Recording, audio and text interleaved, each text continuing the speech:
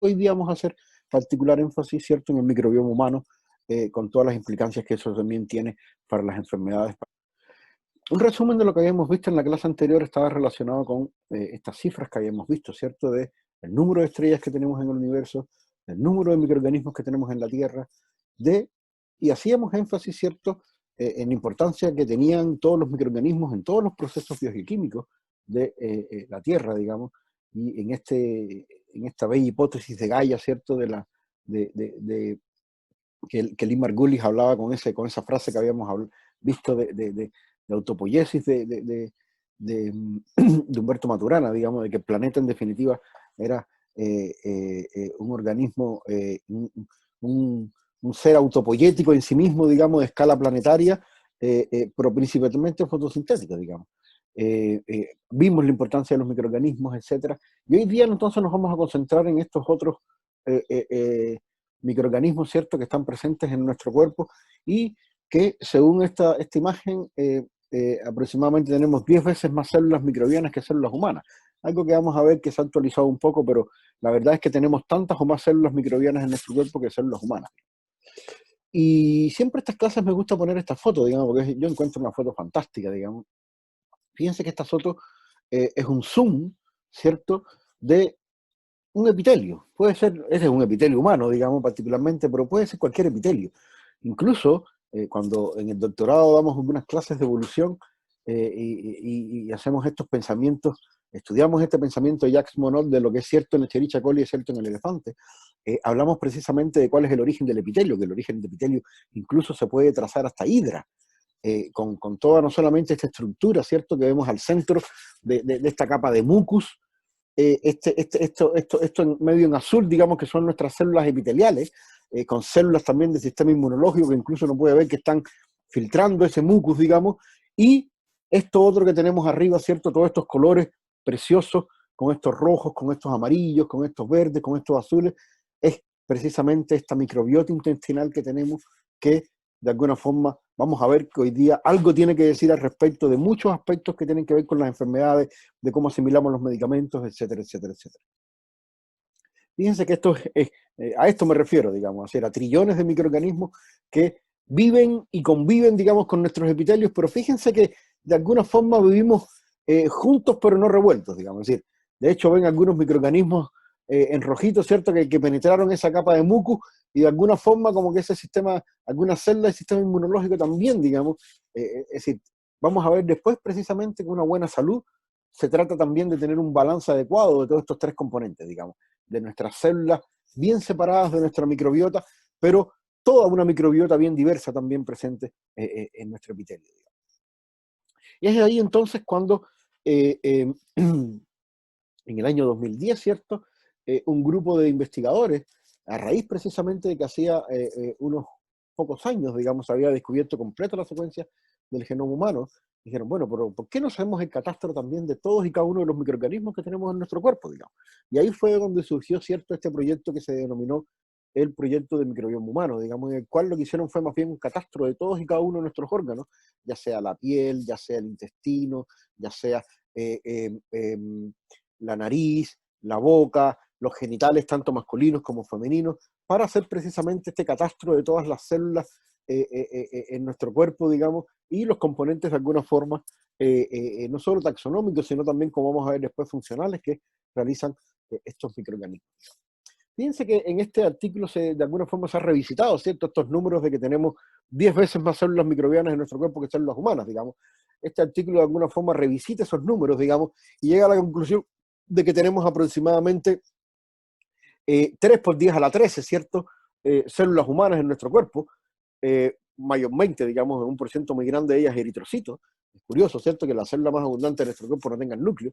Incluso muchas de las células más abundantes también son parte del sistema sanguíneo, digamos, que tenemos en nuestro cuerpo, digamos. Y fíjense que si somos 3 por 10 a la 3 células humanas en nuestro cuerpo, somos alrededor también de 3,8 por 10 a la 13 células microbianas en nuestro cuerpo. Si tenemos un poco más de bacterias, de células bacterianas en nuestro cuerpo que células humanas, digamos. Y si eso, entonces lo vemos reflejado también en diferentes pesos, digamos, también vemos el componente, digamos, microbiano que es importante en esto. Algunos claramente pudieran tener un desbalance, ¿cierto?, en estos números, digamos, con un poco más de números según la capacidad fermentativa que tenga el fermentador que dispongamos cada uno, digamos.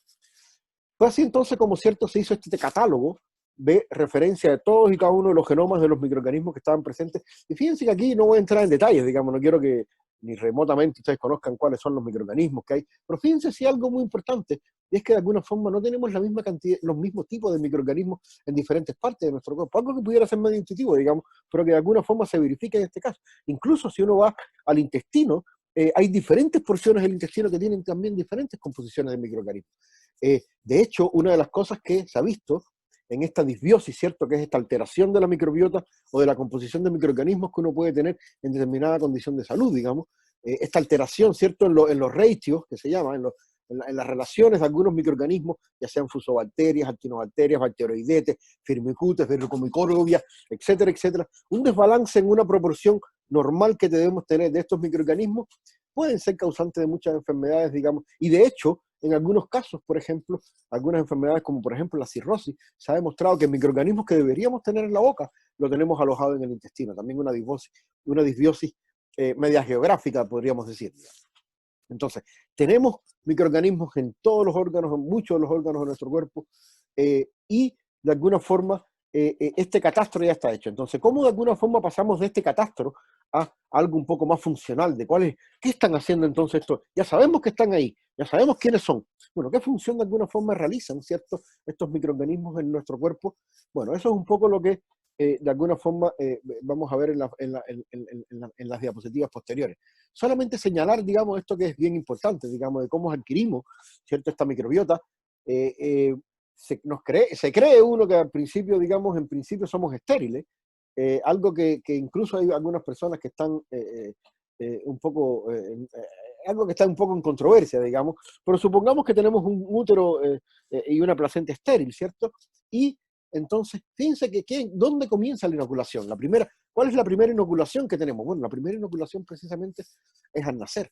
Y fíjense que hay estudios muy importantes que han demostrado que importa mucho la forma que nacen nuestros hijos, digamos, porque si nacen por cesárea, por ejemplo, van a tener una microbiota más rica en Staphylococcus, en Corynebacterium, en Propionibacterium, que son microorganismos que están normalmente presentes en las pieles, es decir, en el epitelio de la piel de las madres, digamos, y sin embargo, si tienen un nacimiento natural, ¿cierto?, vaginal, los niños entonces van a tener mucho más microorganismos que son los que son necesarios, como es el lactobacillus, la pregotela y la Escherichia, digamos. Después fíjense que en los primeros años al nacer, todo este número de enterobacterias y bifidobacterias y bacteroidetes y bacteroides, digamos, son esenciales y son precisamente adquiridos precisamente mediante la lactancia materna. Y la importancia hoy día de la lactancia materna daría para solamente una clase, digamos, de la importancia que tienen los azúcares de la lactancia materna, que no son inigualables con ninguna formulación, digamos. Y esos azúcares precisamente son los que hacen de alguna forma cultivar estos microorganismos que necesitamos en los primeros meses al nacer, digamos. Es así entonces como empezamos con estos grandes descubrimientos, ¿cierto? Ya al unísono que tuvimos esta secuencia del microbioma humano, comenzamos con estos estudios, cómo pasar entonces de estos catastros taxonómicos a estos otros relaciones un poco más funcionales, digamos. Es decir, cómo saber no solamente cuáles son los microorganismos que tenemos en nuestro cuerpo, sino que qué función realizan ellos, digamos. Y uno de los grandes experimentos, digamos, fue con estos animales notobióticos, ¿cierto? Que son de alguna forma animales que uno puede inocular, ¿cierto?, con una composición conocida de microorganismos, digamos. Es por eso se llama noto de conocido y biota de vida. Entonces, ¿cómo podemos obtener un animal notobiótico? Bueno, primero tenemos que tener un animal libre de germen, que se llama un animal estéril, y a esos animales entonces se les convencionaliza, se les infecta, se les inocula con microorganismos particulares, ya sean uno, como en el caso de la monoconvencionalización, o con varios microorganismos, con una convencionalización regular, digamos, y de forma tal que en el fenotipo de ese animal uno puede saber que es completamente debido a la presencia de los microorganismos que están. Entonces, fíjense que mediante ese experimento se hizo precisamente este gran experimento, que es el ratón Ove, que es este ratón que ven a la izquierda, que es un ratón completamente obeso, digamos, y este ratoncito que es un ratón normal, digamos, que tiene un peso normal. Fíjense que el ratón Ove puede llegar a pesar hasta 3 veces el ratón, lo que pesa el ratón Ove, el ratón normal, digamos. Y fíjense que en este experimento, primero había algunas evidencias anteriores, ¿cierto? Que cuando uno comparaba la microbiota de una persona obesa y comparaba la microbiota de una persona normal, había una diferencia entre la relación de los bacteroidetes y firmicutes, digamos. Bacteroides y firmicutes. Entonces, ¿qué fue lo que hicieron en este trabajo? Bueno, en este trabajo lo que hicieron fue entonces tener animales iguales, idénticos, libres de gérmenes. Y esos animales, en un caso, se les inoculó con la microbiota del ratón obeso, solamente con los microorganismos, digamos, y a estos otros animales, que son exactamente y genéticamente idénticos a estos, digamos, son genéticamente idénticos a estos, ¿cierto? Se les inoculó entonces con la microbiota de este ratón que tenemos a la derecha, que es el ratón normal, digamos. Entonces, ¿qué fue lo que obtuvieron entonces? Bueno, estos fueron los resultados que obtuvieron. Fíjense que no solo los animales que adquirieron la microbiota del ratón obeso desarrollaron obesidad, como pueden ver aquí a la derecha, digamos, que es la acumulación de grasa, ¿cierto? En los abdómenes, sino que también desarrollaron síndrome metabólico, que es lo que le llamo yo el paquete completo, que es lo que pueden ver en el resto de los gráficos, que no vamos a entrar en detalle, pero que es un aumento también de los triglicéridos, es un aumento del colesterol en sangre, es un aumento de los ácidos grasos, es un aumento incluso que no se está reflejado acá en los niveles de insulina, y también entonces una consecuente aumento de la presión arterial de estos animales. Entonces, fíjense que animales que eran idénticos, libres de gérmenes, se les inoculó, es decir, se hicieron animales notobióticos, en un caso con solamente la microbiota de un ratón obeso y en otro caso con la microbiota de un ratón normal. Bueno, ¿qué fue lo que pasó con esos animales? Que no solo fueron capaces de desarrollar obesidad en un caso y fueron un desarrollo normal en el otro, sino que los que desarrollaron la obesidad también desarrollaron todos los otros síndromes, los otros aspectos de la enfermedad del síndrome metabólico, digamos, que es mucho más complicado. Entonces, fíjense que con esto también voy a ilustrar, voy a poner un par de ejemplos nada más, digamos, y hablarles de un poco de cómo podemos estudiar, ¿cierto?, la ecología de los microorganismos, que es un poco lo que nos interesa de esta clase. Aquellos que tienen la oportunidad de verme en las clases de microbiología, en el curso de microbiología, digamos, yo hago mucho más énfasis, digamos, en otros aspectos de la microbiota, etcétera, pero quiero solamente tocar un par de enfermedades. Ya tocamos obesidad, vamos a tocar de alguna forma la dieta y vamos a tocar entonces la malnutrición, digamos, y vemos cómo de alguna forma podemos hacer estudios ecológicos y estudios biotecnológicos precisamente con el estudio de la microbiota. Entonces, fíjense que en este trabajo es muy bonito, porque yo les había mostrado, ¿cierto?, estas imágenes de nuestro yo interno, ¿cierto?, de un zoom hasta nuestro epitelio, y le habíamos destacado, ¿cierto?, de que esta línea verde, ¿cierto?, a ver si puedo...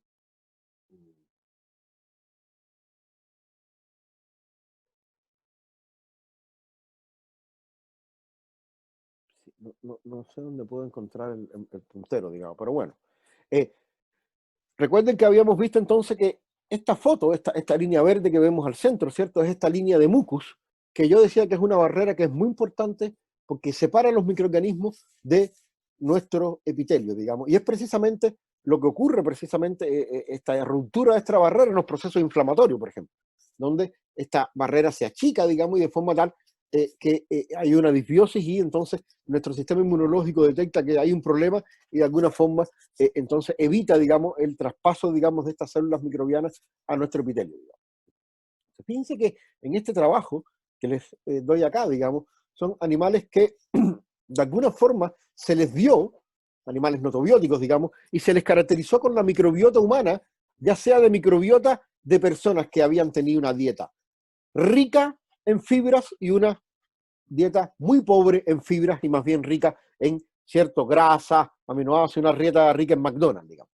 Bueno, ¿qué fue lo que encontraron entonces en este trabajo? Y fíjense que aquí a la izquierda se resume de alguna forma los resultados en un esquema, digamos, que en aquellas personas que comieron una dieta rica en fibra, digamos, esta capa, ¿cierto?, de mucus estaba enriquecida, era bien gruesa, digamos, y como se puede observar aquí en la derecha, tenía esta forma normal, digamos, como las observamos en la foto anterior. Sin embargo, aquellas personas o aquellos ratones, digamos, que se les había convencionalizado, ¿cierto?, con una microbiota de personas que habían tenido una dieta pobre en fibra y rica en grasas, digamos, y en otros componentes, esta capa de mucus se les acortó grandemente, como pueden ver entonces en el panel de la derecha, ¿cierto? Y está representado acá, no sé, ¿qué es lo que se propone? Que en estos casos hubo una disbiosis, ¿cierto? Y esta barrera funcional rompió este equilibrio que tiene que haber entre el sistema inmunológico y los microorganismos que están presentes, y de alguna forma hizo que proliferaran bacterias mucho más proinflamatorias, como se puede observar acá, digamos, y entonces causar un proceso inflamatorio en el epitelio con el consiguiente daño, digamos. Eso es de alguna forma lo que se llama también colitis y otros procesos inflamatorios que tienen lugar en el epitelio. Entonces, ¿cuál es la moraleja de esto? Que cómo podemos cultivar una buena microbiota, bueno, de alguna forma teniendo una buena alimentación. En la medida que tengamos una buena alimentación rica en fibras y en compuestos que son capaces de ser fermentados precisamente por estos microorganismos, entonces vamos a tener un mejor y un más variado, digamos, microbiota intestinal y de alguna forma una relación mucho más estrecha con nuestro epitelio.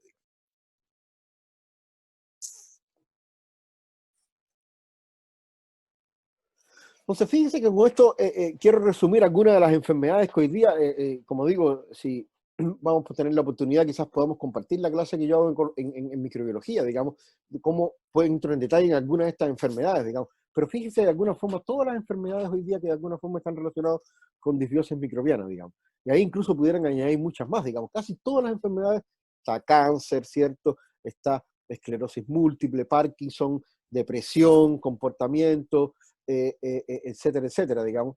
Eh, Muchas de ellas están relacionadas precisamente con procesos inflamatorios que de alguna forma la microbiota tiene alguna relación, ya sea directa, causal o indirecta, digamos, en el progreso de esas enfermedades inflamatorias. ¿Cómo podemos entonces hacer estudios, digamos, de la microbiota? Y fíjense que acá voy a nombrar dos grandes áreas, digamos, que después voy incluso a ilustrar con este conflicto, digamos, entre Lee Margulis y Carl Woese, digamos, de qué cosas más importantes, si los aspectos moleculares, digamos, o los aspectos de un organismo entero, digamos. Fíjense que en este caso, ¿cómo podemos hacer estudios microbiológicos de alguna forma en la misma historia y en la misma forma que han visto ustedes en clases que realizamos o que analizamos cualquier ecosistema microbiano? Es decir, ya sea por observación directa mediante el microscopio, ya sea mediante cultivo, ¿cierto? Y en todas estas vías moleculares en las cuales podemos aislar, ya sea componentes del ácido nucleico o de algunos metabolitos, como pueden ser también incluso biomoléculas, como pueden ser las proteínas, y estudiarlas, digamos. Entonces, este es un diagrama muy común, digamos, de los sistemas microbianos, digamos, de forma tal que uno tiene una muestra y uno puede tener estas dos vertientes, ¿cierto? Analizar el DNA, ya sea por la secuenciación masiva, ya sea por la pirosecuenciación de algunos fragmentos del 16S o de otros genes que permitan de alguna forma, ¿cierto?, la identificación de bacterias, hongos y virus, digamos, sino que también podemos hacer esta extracción, ¿cierto?, de otras moléculas, como pueden ser las proteínas, como pueden ser componentes, digamos, metabólicos, digamos, ácidos grasos, aminoácidos, etcétera, mediante espectrometría de masa, y entonces, combinando de alguna forma toda esta genómica con esta proteómica y con esta metabolómica, podemos de alguna forma no solamente conocer cuáles son los microorganismos que están presentes, cuáles son los microorganismos más relevantes, sino que también tener cuál es la función de esos microorganismos en esta comunidad. De forma tal que fíjense que yo quiero ilustrarles acá, digamos, esto es una diapositiva que gentilmente, digamos, gran Antonio Lascano, un gran amigo de Chile y a quien he tenido la oportunidad de compartir con él, digamos, me convidó, digamos, que es esta desafortunada, ¿cierto?, confrontación de dos puntos de vista que son completamente complementarios, digamos. Es decir, estaba Carl Woese, ¿cierto?, con esta hipótesis de que tenemos que conocer las moléculas y que las moléculas es algo importante y que las moléculas son trascendentales para todos los estudios taxonómicos. Gracias a él, ¿cierto?, se crearon todos estos dominios de la vida con las arqueas, pero sin embargo, por otro lado teníamos a Lee Margulis, que si bien no desechaba la idea de conocer y estudiar las moléculas, digamos, era también partidaria de que no podíamos dejar esta biología clásica, digamos, de estudiar a los organismos, estudiarlo tal y como son, digamos, y que quizás entonces una combinación de ambos, ¿cierto? Tanto estudiar las moléculas como los organismos en sí, son realmente una buena forma de abordar la biología, digamos, y particularmente los estudios microbianos. Es así como entonces quiero también hacer énfasis en no solo estos estudios moleculares de DNA y de proteína que podemos hacer con la metagenómica, ¿cierto?, con la metaproteómica, etcétera, sino que también, digamos, estos estudios que podemos hacer microbiológicos, digamos. Esto que llamamos los microbiólogos culturomics, que es esta tradición añeja microbiana, ¿cierto?, de cultivar microorganismos. Sabemos que muy pocos son cultivables. Sabemos que solamente una fracción de ellos vamos a poderlo cultivar porque tienen requerimientos que son muy difíciles o incluso requerimientos celulares de otros microorganismos, digamos, para poder vivir. Pero sabemos que en la medida que también tengamos muchos más microorganismos que podamos reconocer mediante nuevas aproximaciones, digamos, van a ser importantes combinadas con estudios moleculares para poder entonces estudiar mejor una ecología microbiana. Y fíjense que eso de alguna forma se refleja en esta diapositiva, donde se muestran, ¿cierto?, la fortaleza de los estudios moleculares, digamos, todos estos estudios genómicos, que puede incluir un gran número de muestras, ¿cierto? Los resultados, aunque pueden ser algunos casos rápidos, han disminuido mucho de precio, son rápidos de tener, digamos, podemos detectar microorganismos que claramente no pueden ser cultivables, digamos, podemos hacer todos estos análisis, ¿cierto?, de enriquecimiento, estas predicciones de análisis funcionales, digamos. Sin embargo, tiene algunas debilidades, digamos, como es los sesgos que tenemos en las extracciones de estas moléculas, como pueden ser muchos de los partidores, ¿cierto?, que utilizamos para hacer estos estudios funcionales, de algunas de las metodologías que pueden tener algunos bias, digamos, de también el hecho, que es innegable, que cuando hacemos estudios moleculares, solamente vamos a estar determinando aquellos microorganismos que son más abundantes, ¿cierto? Y no vamos a estar viendo estos microorganismos que están en minoría, digamos, que sí de alguna forma podemos rescatar mediante estudios de cultivos, digamos. Y también un hecho de que también cuando hacemos estudios moleculares, de alguna forma estamos viendo la evidencia molecular del genoma, pero no estamos teniendo una idea, ¿cierto?, de la viabilidad que puedan tener o no esos microorganismos. Es por eso que han surgido una serie de trabajos, digamos, que de alguna forma apuntan precisamente a cómo cultivar mejor todos los microorganismos, digamos, utilizando diferentes metodologías de cultivo, combinando cultivos aeróbicos con anaeróbicos, digamos, y creando una verdadera plataforma, ¿cierto?, que consiste en diferentes condiciones de cultivos, combinarlas para también una rápida identificación mediante espectrometría de masa o secuenciación de 16S, ¿cierto?, para probar un acceso rápido y único, digamos, a microorganismos que realmente son muy difíciles de cultivar, digamos. Y aquí les pongo un ejemplo muy bonito, digamos, de precisamente cómo mediante desarrollos biotecnológicos, que en este caso es un eChip, que es una plataforma en definitiva que permite aislar microorganismos que están en muy baja cantidad y sin embargo en este tipo de dispositivos, digamos, se puede tener una recuperación, ¿cierto?, de 5 a 300 veces mejor de lo que... Es decir, los niños que sufren de esta malnutrición rara vez se recuperan, incluso aunque se les dé una alimentación después adecuada, digamos. Las secuelas quedan de por vida, digamos. Y en estudios que se habían hecho anteriores, digamos, se conocía que de alguna forma había una malnutrición, digamos, o que esta malnutrición en estas personas, en estos niños, digamos, estaba relacionada con una disbiosis claramente de los microorganismos que estaban presentes. Entonces, ¿qué fue lo que hicieron en este trabajo? Bueno, en este trabajo entonces lo que hicieron fue tratar de estudiar, incluso fíjense, en niños gemelos que tenían uno malnutrición y el otro tenía un peso normal, estudiarle la microbiota y después entonces ver si habían cambios en esa microbiota y si esa microbiota de alguna forma podíamos pasarlo a modelos animales y podía reproducirse, ¿cierto?, esta pérdida de peso que ocurre en las personas que tienen malnutrición. Y de alguna forma, si ponemos entonces los microorganismos que de alguna forma sabemos que están faltantes, sí de alguna forma podemos solucionar ese problema. Entonces, fíjense que primero que hicieron, bueno, lo que hicieron fue un estudio, digamos, en personas, ¿cierto?, que tenían malnutrición y personas que tenían un peso normal. Incluso, muchas de esas personas eran gemelos. ¿Qué quiere decir eso? Que el background genético, ¿cierto?, de esas personas eran iguales, sin embargo, uno tenía un problema de malnutrición y el otro no lo tenía, digamos. Entonces, fíjense que cuando hicieron estos trabajos en África, hicieron un catastro entonces de cuáles eran aquellos microorganismos que realmente eran indicadores de la malnutrición. ¿Qué quiere decir esto? Que microorganismos que estaban presentes exclusivamente, digamos, en la microbiota de pacientes que tenían la malnutrición y no en los hermanos, digamos, que tenían un peso normal, digamos. Entonces, estos microorganismos que están en rojo, por ejemplo, fueron los que mediante estos estudios de un poco complicados, digamos, que tienen que ver incluso con unos modelos de inteligencia artificial, digamos, este training set, digamos, que me refiero acá, de alguna forma son capaces de detectar estas OTUS, digamos, estas unidades taxonómicas que son relevantes, digamos, y diferentes entre un paciente que tiene malnutrición y uno normal, digamos. Entonces, fíjense que aquí lo podemos ver claramente, aunque ustedes no entiendan mucho, digamos, vean cómo hay un desfase, digamos, y podemos claramente clasificar la microbiota de aquellos pacientes que son normales y discriminarla de aquellos que de alguna forma tienen malnutrición, digamos. Entonces, fíjense que fue entonces lo que hicieron acá.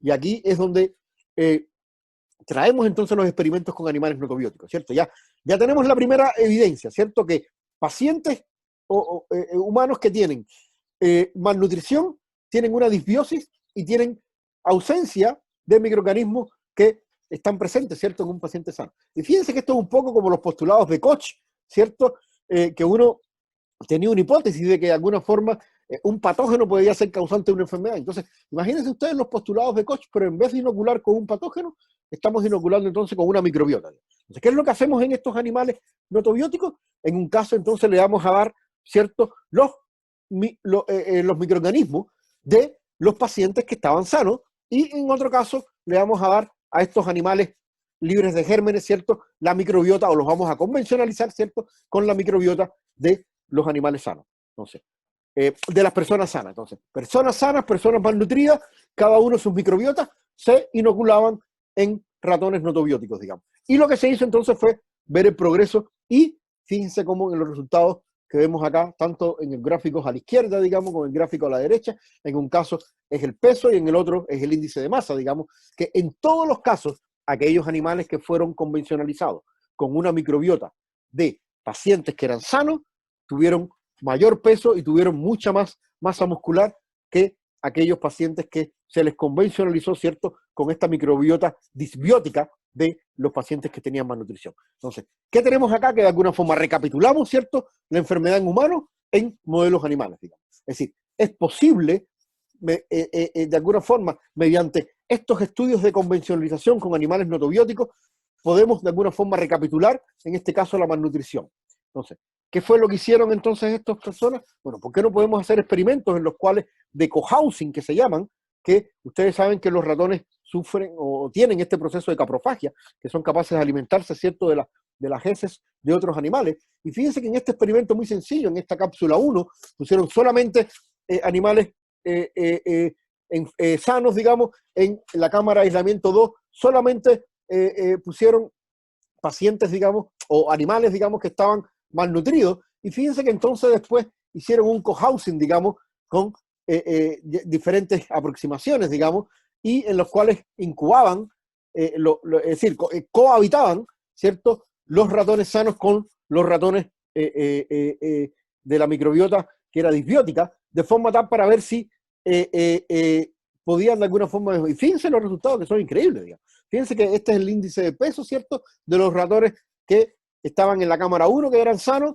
Fíjense que claramente se refleja lo que habíamos visto anterior, que el índice de peso disminuye, ¿cierto?, en los ratones que están convencionalizados con la microbiota de las personas humanas que tienen una malnutrición, digamos. Y fíjense que en ambos casos que hicieron la combinación, ¿cierto?, de el cohousing del ratón, de los ratones que tenían convencionalizados con malnutrición, con los que tenían una microbiota normal, fueron y mejoraron. No solamente mejoraron los índices, sino que tuvieron incluso índices mejores, digamos. Entonces, esto de alguna forma, y no solamente eso, que fíjense cuando hacen el análisis de la microbiota, realmente también ven este reflejo, digamos. Fíjense, aquí podemos ver cómo hay aunque no entiendan mucho, digamos, uno puede ver claramente que se pueden agrupar los que están malnutridos, que son los stone, ¿cierto?, los que tienen un bajo peso al nacer, la tercera de las columnas, con los sanos hay claramente un patrón diferencial. Y fíjense que en el caso entonces de todos los demás ratones, pues en todo caso de los cohousing, de alguna forma recapitula, ¿cierto?,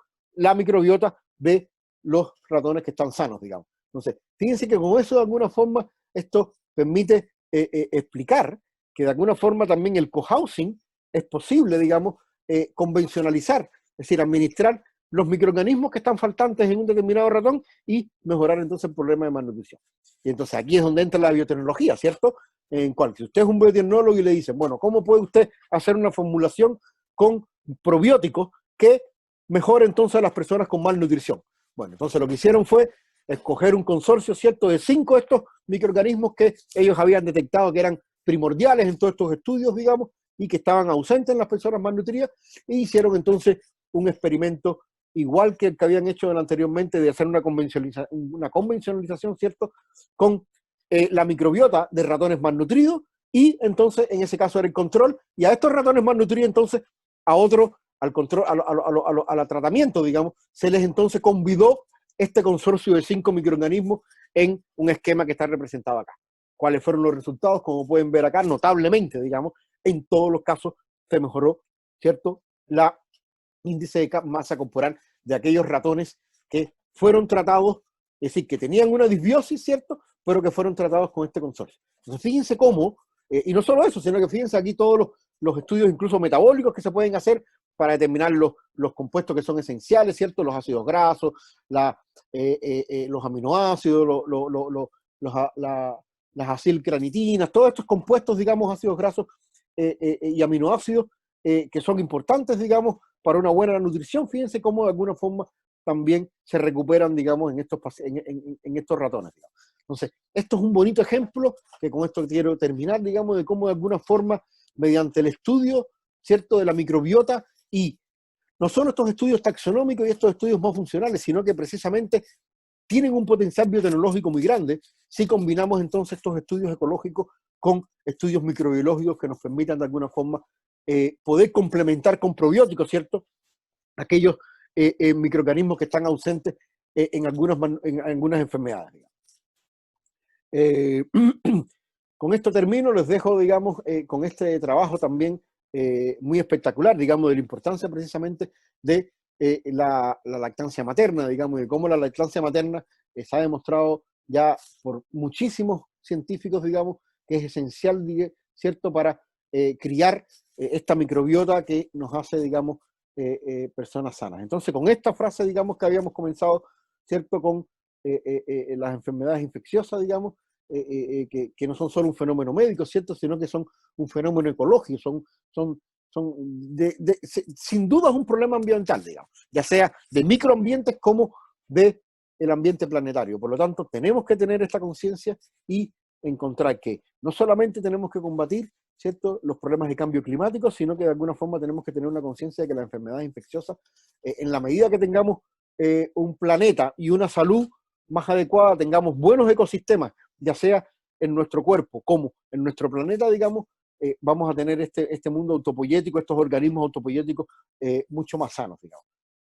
Con este ejercicio humorístico, digamos, de que de alguna forma quizás somos robots microbianos, ¿cierto?, y cumplimos las 3 leyes de Asimov, digamos, me retiro, digamos, y les celebro y les deseo, digamos, que tengan un buen fin de semana cuidándose en sus casas. Muchas gracias.